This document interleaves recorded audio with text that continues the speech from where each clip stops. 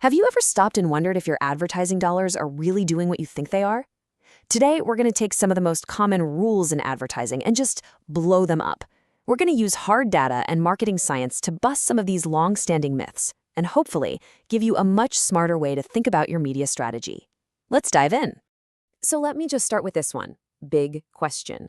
Is your entire advertising budget built on a myth? I know it sounds a little dramatic, but you'd be surprised how many of our advertising best practices are really just old habits that we've been passing down for years, not proven facts. Today, we're going to see what the actual evidence has to say. All right, first up, let's look at the strategy that's pretty much dominated advertising for decades. This is the old playbook. And you know what? It's all built on a single idea: frequency. Now, the old playbook has this logic that seems simple enough on the surface. It's all about something called effective frequency, this kind of magical number of times somebody needs to see an ad before they finally buy something. So the game plan? Find a tiny, super specific niche audience and then just bombard them with the same ad over and over again. The belief is that if you just hammer that message home enough times, you'll eventually get the sale. But here's the thing. What if that core belief is just flat out wrong? What if all the scientific evidence actually points to this approach being one of the least effective ways to grow a brand? Yeah, this is where it gets really interesting. So if the old way is broken, what's the fix? Well, it all comes down to what I call the power of one. Let's look at the actual evidence that proves reaching more people just once is way, way more powerful than reaching the same few people over and over again. The science behind all this is something called the convex sales response function. I know, it sounds super fancy, right? But the idea is actually incredibly simple. The very first time someone sees your ad, it has a massive impact. But every single time they see it after that, the effect gets weaker and weaker and weaker really, really fast. And this chart just says it all. I mean, look at that first bar. That first ad exposure, that's a home run. It does almost all of the work. The second exposure? It's like a bunt, and by the third, you're pretty much getting nothing. Pouring more money into showing the same person your ad for a third, fourth, or fifth time, it is, frankly, a waste of money. So what does this all mean? The crucial point is this. If that first ad exposure is by far the most powerful, your main goal shouldn't be frequency at all. It should be maximizing cumulative reach. You want to get that super powerful first exposure to as many different people as you possibly can.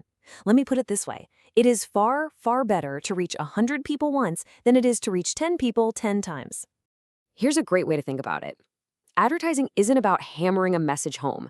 It's just about being mentally available when someone is finally ready to buy. I love this quote. You're basically renting shelf space in a buyer's mind.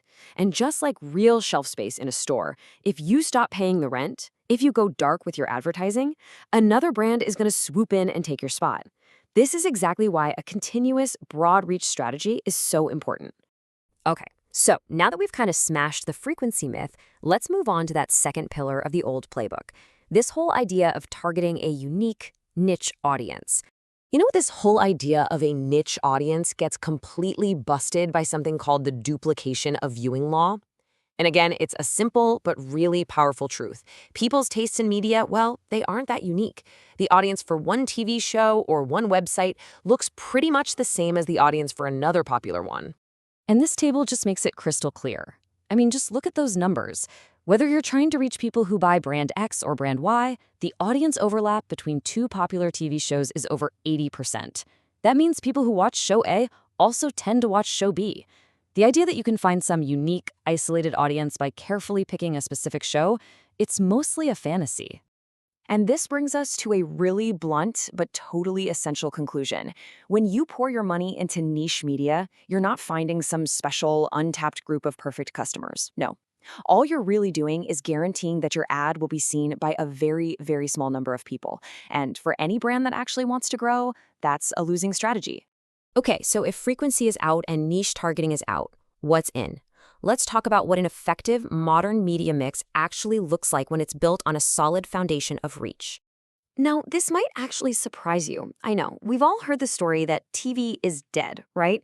But when it comes to the raw power of reaching a ton of people and reaching them quickly, TV is still the undisputed king. Nothing else even comes close to its power to get that all-important first ad exposure in front of a truly huge audience. So, the evidence really points to a simple but very powerful two-step process for building your media plan. First, you anchor your strategy with a broad reach platform like television. That builds you a massive foundation. Then, you strategically add other platforms like social media and digital, not to keep hitting the same people, but to extend your reach even further, capturing those light users who might have missed your main campaign. And finally, look, none of this matters one bit if you aren't measuring your efforts correctly. An evidence-based strategy demands evidence-based measurement. It's as simple as that. It is time for a new scorecard. Seriously, you have got to stop chasing vanity metrics like clicks and likes and engagement rates. They don't mean much for your bottom line. The one number that truly matters is cumulative reach. Are you actually reaching new people? You have to demand real data and real audits to make absolutely sure you're not just talking to the same small group over and over again. So we're right back where we started. Is your media strategy actually built for growth and reaching new customers? Or is it just stuck on repeat, talking to the same people over and over? The data doesn't lie. Now it's up to you to make the smart choice. Thanks for tuning in.